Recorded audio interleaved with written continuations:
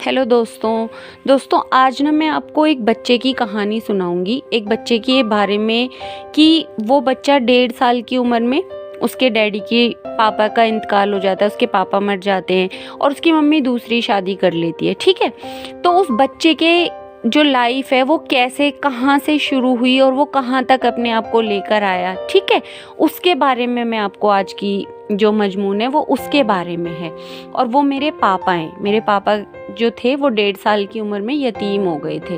उनके पापा की डेथ हो गई, यानी मेरे दादाजी की डेथ हो गई थी। फिर मेरी दादी ने दूसरी शादी कर ली थी तो वो भी उन्हें छोड़कर चली गई थी। तो ऐसा जो बच्चा होता है और अपने बहन भाइयों में सबसे छोटा, तो उसने कितना स्ट्रगल करा होगा, कितनी सारी चीज़ों को सहा होगा और कैसे वो अपने आप को लेकर आगे बढ़ा, उस बारे में मैंने आज कुछ लिखा है। और मेरा बहुत मन था कि मैं अपने पापा के बारे में आप सबसे शेयर करूं कि वो कैसी शख्सियत थे। चलिए दोस्तों, उम्मीद करती हूँ आप थोड़ा मेरे पापा के करीब पहुँच पाएंगे। और मेरे पापा का भी इंतकाल 2002 में हो गया था, वो भी मेरे पास नहीं है, इस दुनिया में नहीं है। तो मैंने उनके बारे में कुछ लिखा है, आपको सुनाती हूँ, सुनिएगा।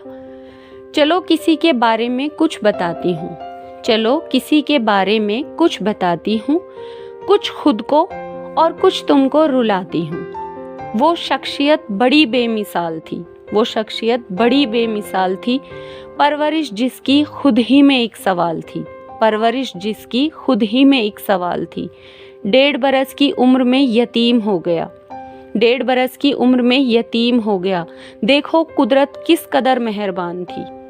गमों के समंदर को खुद में समेटे हुए, गमों के समंदर को खुद में समेटे हुए, हर रात सो जाता था वो आंखों में नमी लिए हुए। गमों के समंदर को खुद में समेटे हुए, हर रात सो जाता था वो आंखों में नमी लिए हुए। खेल खिलौने नहीं हाथों में किताब रहती थी, खेल खिलौने नहीं हाथों में किताब रहती थी, ऊपर की छोटी जेब में कुरान रहती थी।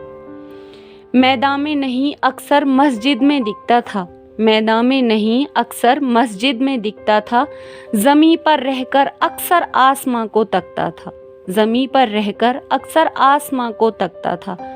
बचपन गुजर चुका था, दहलीजे जवानी पे आ गया, बचपन गुजर चुका था, दहलीजे जवानी पे आ गया।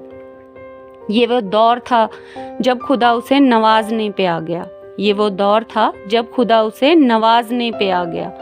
रोजगार दिया एक दीनदार हम सफ़र से नवाजा, रोजगार दिया एक दीनदार हम सफ़र से नवाजा, दोनों के बीच की मोहब्बत को मिसाल बना दिया।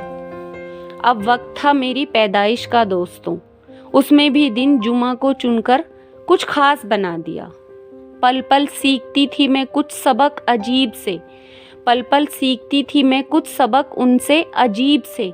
आज जाना वो सबक कितने मजीद थे, आज जाना वो सबक कितने मजीद थे। काजल की कोठरी सी थी वो नौकरी उनकी, काजल की कोठरी सी थी, काजल की कोठरी सी थी वो नौकरी उनकी, उसमें भी बेदाग थी वो वर्दी उनकी। जिंदगी बहुत कीमती है दोस्तों, जिंदगी बहुत कीमती है दोस्तों, किसी के गुजर जाने के बाद मुझे यकीन हुआ। जिंदगी बहुत कीमती है दोस्तों, किसी के गुजर जाने के बाद मुझे यकीन हुआ। बहुत कुछ सिखा गया वो परवरिश के नाम पे, बहुत कुछ सिखा गया वो परवरिश के नाम पे, या यूं कहूँ मुझे जीना ही सिखा गया परवरिश के नाम पे। मेरी हर सांस में यादें उनकी बसती हैं, मेरी हर सांस में यादें उनकी बसती हैं, रूह मेरी दीदार को उनके तरसती है। इंशाअल्लाह होगी मुलाकात भी ज़रूर, इंशाअल्लाह होगी मुलाकात भी ज़रूर। बस मैं यही दुआ करती हूँ कि वो ज़मीन जन्नत की हो, बस मैं यही दुआ करती हूँ कि वो ज़मीन जन्नत की हो। बहुत कम लिखा है पापा आपके बारे में, बहुत कम लिखा है पापा आपके बारे में।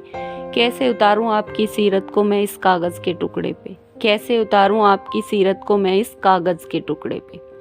उम्मीद करती हूँ दोस्तों आप मेरे पापा को कुछ समझ पाए होंगे, उनकी ज़िंदगी से कुछ भी 1% भी अगर आप लोग कुछ सीखेंगे समझेंगे तो मैं समझूंगी शायद मैंने जो आपको बताया वो सही है या मैं उस तक पहुंच पाई हूँ, क्योंकि मेरा मकसद कुछ नहीं है, सिर्फ मेरा मकसद यही है कि मैंने अपने पापा से बहुत कुछ सीखा है। यही सीखा है कि कितनी मतलब लाइफ इतनी आसान नहीं होती, और लेकिन अगर हमारे इरादे मजबूत होते हैं और हम अगर किसी चीज़ के बारे में ठान लेते हैं और ये तय कर लेते हैं कि गलत रास्ते पर नहीं चलना है, तो कुदरत उसका साथ ज़रूर देती है। तो सिर्फ इसलिए मैंने ये सब चीज़ आपको बताई है। उम्मीद करती हूँ आप लोगों को पसंद आया होगा। कमेंट्स में ज़रूर बताइएगा कि आपको ये मेरा मजमून कैसा लगा।